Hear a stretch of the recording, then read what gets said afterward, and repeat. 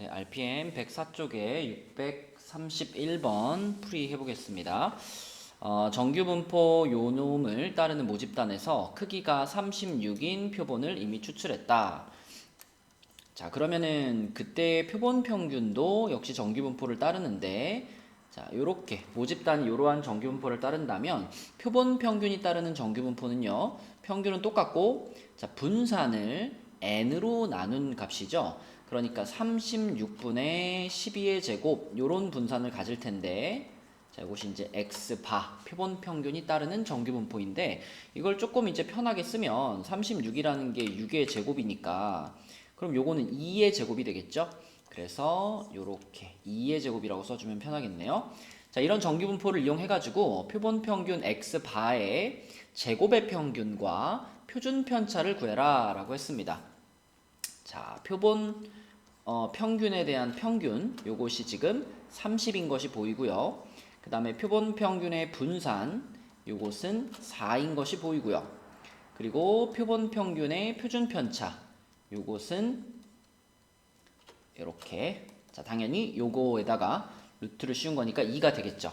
그럼 그 중에서 이제 요 두 가지 값을 활용해 가지고 우리가 표본 평균의 제곱의 평균을 구할 수가 있는데, 자, 우리가 분산을 얘기할 때 분산이 제곱의 평균 빼기 평균의 제곱이다 라는 사실을 그대로 이제 이런 식으로 활용을 해주면 되겠죠.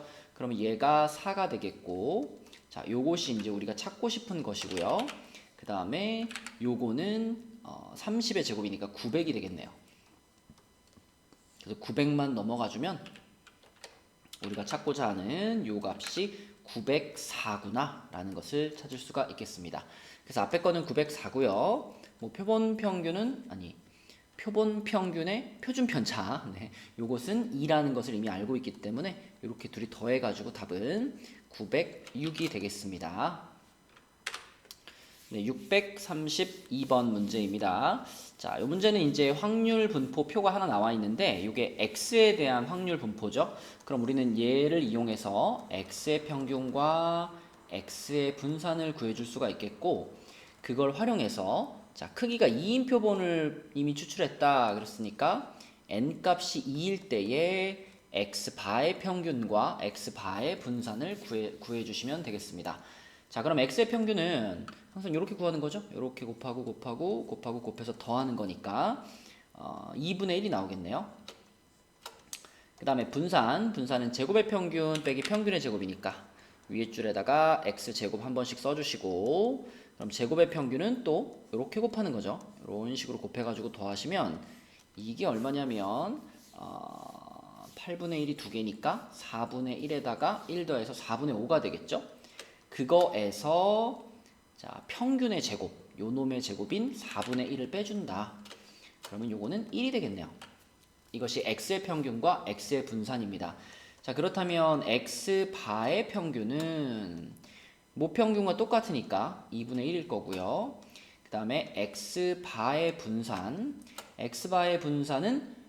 n으로 나눠주는 거죠. 모분산 시그마 제곱을 n으로 나눠주는 거니까 지금은 1이라는 x의 분산을 n 값이 2니까 요렇게 나눠주면 요것이 x바의 분산이 되겠습니다. 그럼 요 두 개를 이제 곱한 것을 물어봤으니까 답은 1번 4분의 1이 되겠네요. 네, 633번 문제입니다. 자, 요거는 이제 위에 있는 632번과 그 위에 있는 631번이 섞여 있는 문제다라고 볼 수 있겠죠. 우선 우리는 x에 대한 확률 분포를 그려볼 건데, 주머니 속에 들어있는 숫자가 1, 2, 3이니까 나올 수 있는 카드는 1, 2, 3이 되겠고요. 그 다음에 그 각각의 카드들이 나올 확률이 얼마냐? 총 6장의 카드가 들어있는데 그 중에 1카드가 한 장 들어있으니까 6분의 1이고요. 이 카드는 4장이나 들어있죠. 그래서 6분의 4가 되겠고, 3카드가 한 장 6분의 1이 되겠고요. 자, 당연히 확률의 합은 1이다. 요것이 이제 x에 대한 확률 분포가 되겠고, 그럼 여기에서 x의 평균을 구해보면 x의 평균은 6분의 1에 6분의 8에 6분의 3이니까 2가 되겠습니다. 자, 분산을 구할게요. 분산을 구하려면 위에다가 x제곱 한 줄 써주자 그랬죠? 1, 4, 9가 되겠고, 그럼 제곱의 평균은 6분의, 자, 이렇게 곱해서 더하는 거니까 1 더하기 16 더하기 9, 거기에서 평균의 제곱인 4를 빼주자. 그러면 6분의 얼마인가요? 6분의 26, 그러면 3분의 13이죠. 3분의 13에서 4를 빼는 거니까 3분의 12를 빼자. 그럼 분산은 3분의 1이 되겠습니다. 자, 근데 이것들을 이용해서 우리는 x바의 제곱의 평균을 구하고 싶으니까, 자, 먼저 x바의 평균과 x바의 분산을 써보면 x바의 평균은 x의 평균과 똑같죠? 그래서 그대로 2라고 쓰면 되겠고, x바의 분산은, 자, 3분의 1이라는 모 분산을 n, 표본의 크기 n, 그죠? 지금 4장을 뽑아가지고 표본을 만들었기 때문에 표본의 크기인 4로 한번 나눠서 12분의 1이 되겠습니다. 자, 그럼 이것을 활용해서 이제 x바의 제곱의 평균, 이것을 구해볼 건데, 아까 우리 631번 문제에서 했죠. 자, 저 x제곱의 평균이라고 하는 것은 분산에다가 요렇게, 요것은 분산에다가 vx바에다가 x의 제곱의 평균, 아니죠, x바의 평균의 제곱, 요거를 이렇게 더해주면 얻을 수가 있다. 왜 그런지는 여러분 그 분산 구하는 식을 잘 기억해 보시면 돼요. 제곱의 평균 빼기 평균의 제곱이니까. 자, 그래서 요것이 12분의 1이고요. 그 다음에 요거는 x바의 평균을 제곱했으니까 4가 되겠죠? 그러면 12분의 49가 되겠네요. 그죠? 12분의 49. 자, 이 12분의 49가 지금 p분의 q이기 때문에 p 플러스 q의 값은 61이다 라고 쓰시면 되겠습니다. 네, 634번 문제입니다. 그 쉬운 문제이지만 개념이 정확하게 잡혀있지 않으면 약간 헷갈릴 수 있는데, 일단 정규분포를 따르는 모집단이 있습니다. 요렇게 m, 시그마 제곱을 따르는 모집단이 있는데, 여기에서 지금 표본을 딱 3개를 뽑은 겁니다. 표본을 딱 3가지를 뽑아봤는데, 크기가 100인 표본을 하나 뽑아봤고요. 크기가 225인 표본을 뽑아봤고요. 크기가 400인 표본을 뽑아봤어요. 그러면 크기가 100인 표본을 뽑았을 때 그 100개 값들의 평균, 내가 뽑은 그 100개 값들의 평균, 그걸 지금 x1 바라고 한 거거든요. 혹시 여러분 x1 바하고 x2 바하고 x3 바, 이것들이 모두 다 이거 모평균 m하고 똑같은 거 아니야? 이렇게 생각하셨다면 이건 개념에 약간 문제가 있는 거예요. 왜냐면 이게 모평균과 같은 것이 아니라 이게 모평균과 같은 거죠. 이렇게 표본 평균들의 평균이 같은 겁니다. 그쵸? 그래서 이렇게 생각하시면 안 돼요. 이 값은 얼마가 나올지 몰라요. 우리가 모집단에서 표본을 100개 뽑았다고 해서 그들의 평균이 무조건 모평균과 같다라는 보장은 없잖아요. 자, 그래서 이 값과 이 값과 이 값은 같을 수 아주 운이 좋으면 같을 수도 있지만 이것이 항상 같다라고 얘기하는 것은 잘못됐습니다. 기억은 틀린 표현이고요. 니은이 맞는 말이에요. 니은. 그죠? 내가 크기가 100인 표본을 다 뽑아봤어요. 뽑을 수 있는 종류별로 다 뽑아봤다. 그 다음에 그들의 평균을 냈다. 그랬을 때 그것이 모평균. 그러니까 요것들이 이제 요렇게 되는 거죠. 그쵸? 자, 그 다음에 디귿 같은 경우에는 이제 표준 편차를 얘기하고 있는데, 표준 편차는 여러분 알다시피 요거 x 바의 분산이 n분의 시그마 제곱 요거잖아요. 또 마찬가지로 x 바의 표준 편차, 요거는 루트 n분의 모 표준 편차, 요렇게 되기 때문에 이 값은 이제 n 값에 따라서 변화하겠죠. 그쵸? 자, n 값이 커지면 커질수록 요 n 값이 얘가 커지면 커질수록 이 전체 값은 감소한다라는 게 보이죠? 그쵸? 시그마가 일정하다고 했을 때 루트 n으로 나눈 거니까. 근데 지금 크기가 100, 225, 400 점점점 뒤로 갈수록 n 값이 커지기 때문에 표준 편차는 점점점 작아지는 방향으로 움직일 겁니다.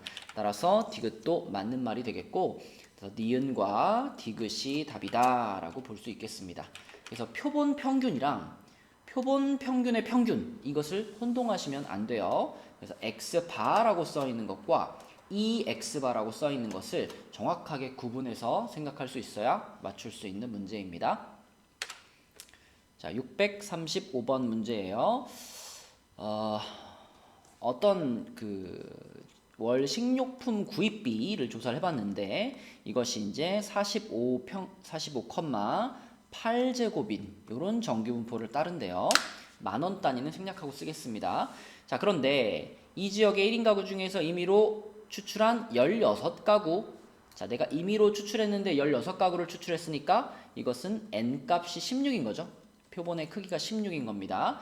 그렇다면 표본의 크기가 16일 때 그때의 그 표본 평균은 정규분포를 따를 텐데 45, 자, 요게 원래 분산이었죠. 그럼 요거를 16으로 나눠줘야 되는 거니까 요렇게 쓸 수 있는데, 자, 이걸 조금 이제 편하게 쓰면 16이 또 4의 제곱이잖아요. 그럼 요렇게 바꿔보면 요거는 2의 제곱으로 간단히 쓸 수 있겠죠. 요렇게 2의 제곱으로 쓰자.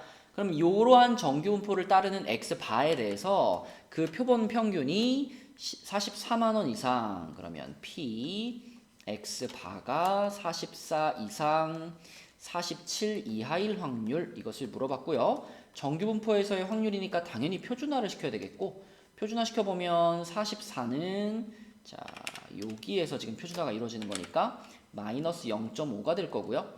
아이고, 이거 27이었었네요. 47이죠. 47은 표준화시키면 1이 될 겁니다. 이렇게 되겠네요. 그쵸? 그래서 우리가 표준 정규분포 그래프 그려갖고 생각해보면 마이너스 0.5부터 1까지니까 요 두 칸, 요 확률과 요 확률을 더하면 되겠구나. 그쵸?